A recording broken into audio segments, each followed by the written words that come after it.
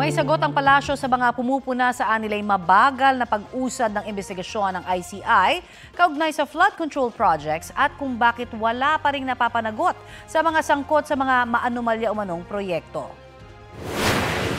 Sa mga naiinip, ang pamahalaan po ay nasa tamang pagkilos na naaayon sa batas. Nagmamadali, yes, minamadali lahat, pero hindi natin mamamadali ang lahat, pero mag-violate tayo ng batas at ng human rights.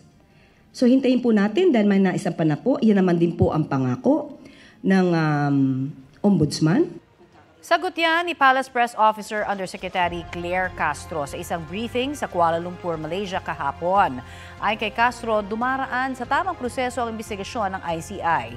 Hintayin na rin ang mga hakbang ng Ombudsman lalo't na isampa na ang mga reklamo sa mga individual na sangkot sa anomalya.